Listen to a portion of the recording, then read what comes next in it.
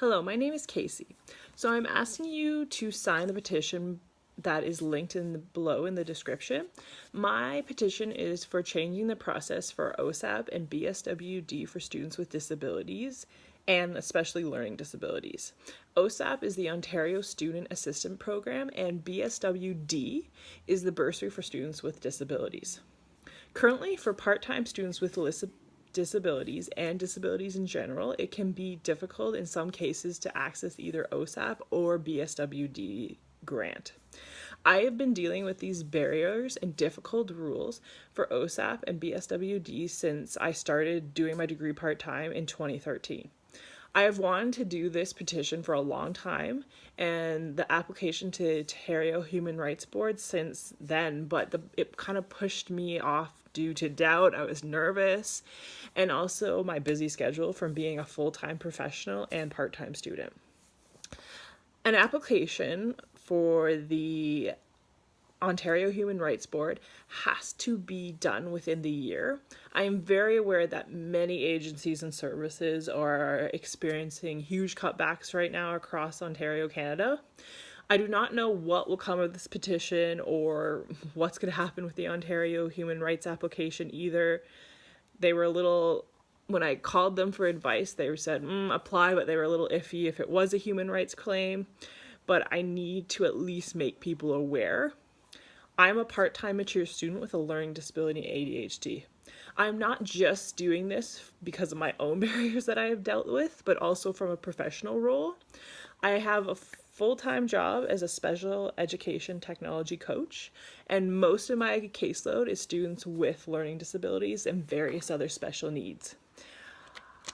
I want to change and completely get rid of the barriers I had to deal with for my students and future students entering post-secondary, and it'd be awesome maybe if we really reanalyze how we support people with learning disabilities. Even if this just makes people notice or changes one or two things, it's still in my book something, and just making people aware of how we serve people with learning disabilities. So I started my application for OSAP and BSWD on July 4th, 2018.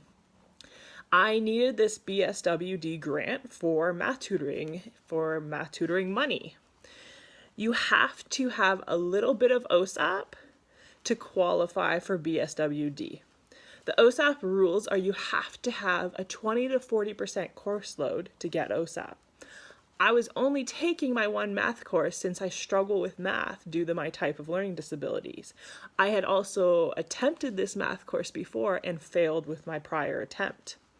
So I was really stressing and wanted to pass this course and not have to do it a third time. I have been denied for BSWD grant for the math tutoring money on October 9th. It was worded in my rejection letter that my learning disability is not seen as a permanent disability, even though I had an updated psych report that clarified from 2014 that I had a learning disability. When I followed up with OSAP and tried to appeal their refusal, they refused. They said I wasn't allowed to. They weren't going to let me.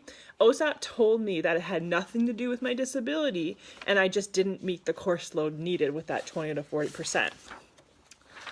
Another very restricting rule with OSAP is that they can stop providing or deny you OSAP if you fail a course or courses. I applied for a loan somewhere else, but it still put a huge strain on me and stress because I started my course in September, and I actually started in August. I started early because I knew it would take me a while, and it just put a lot of stress on me. Even my own math tutor was like, "What's up? You seem really stressed out." And he was like, "Oh dear." I was able, thank God, to pass this math course, thankfully due to my great tutor. This math course was a requirement, and I could not get my bachelor's of social work degree without passing it. And this is often a thing with many degrees, and why I'll talk about later we see so many students drop out. I think about some of my students and clients on my caseload that do not know or would not be aware of the next steps if they dealt with the barriers I had to deal with. Some of my students are from low economic environments and they could not qualify for a loan. And I'm just lucky too because I understand the system so much more than your average student.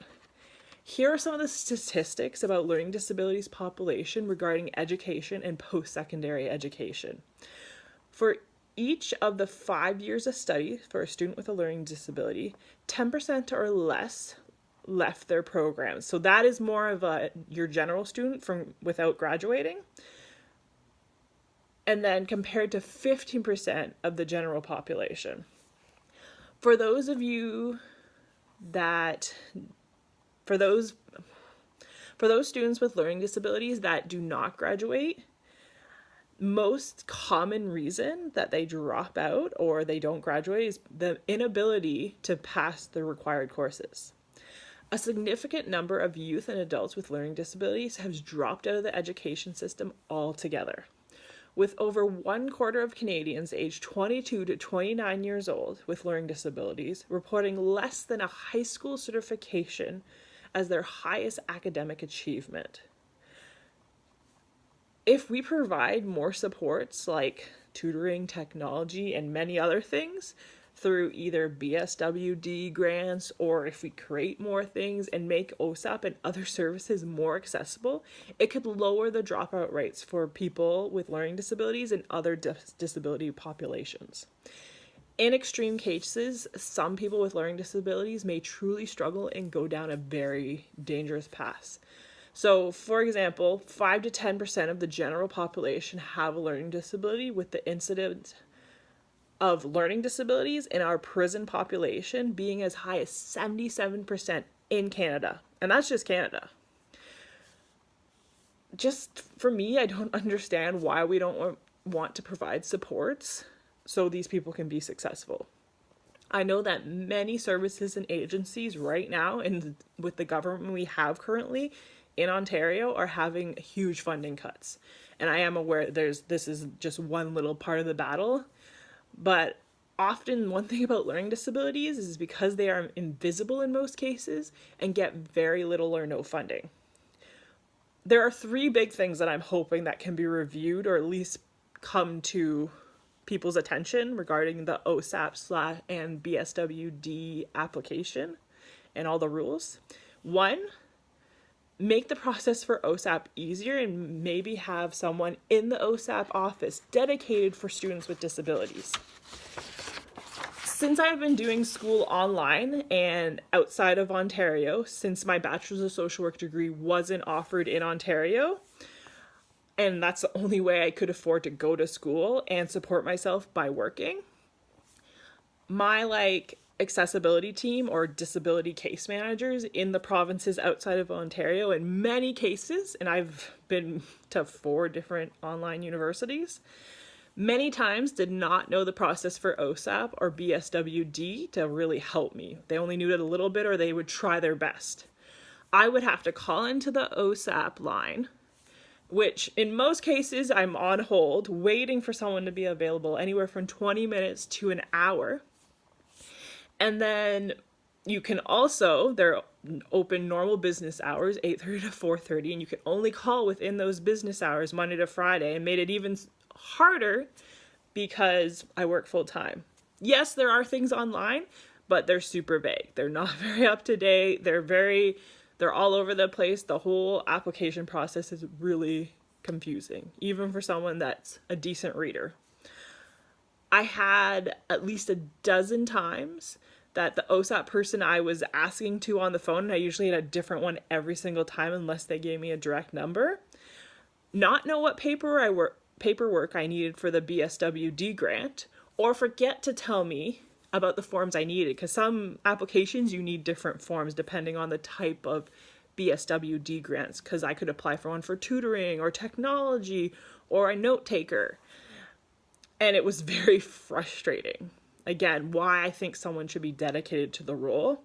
And then twice over the years, I have had my application lost, or it takes them forever to find it. And they've even admitted that they lost the application and not really apologized for that. Maybe if you're lucky, you get a nice person that actually does. 2, less of a wait time for BSWD grant. I have had in many cases, even applying 2 to 3 months ahead of time, that I don't get the BSWD grant till halfway between the semester or after the semester's done, when I really needed it at like the beginning of September, or for a winter semester, the beginning of January. And for some people, including myself, you end up failing the course. And as I mentioned before, then OSAP can deny you getting OSAP because you failed the course. 3, change the restrictions around course load expectation from 20 to 40% for students with disabilities. We should still be able to access the BSWD grant so we can get the supports we need to be successful and pass our courses.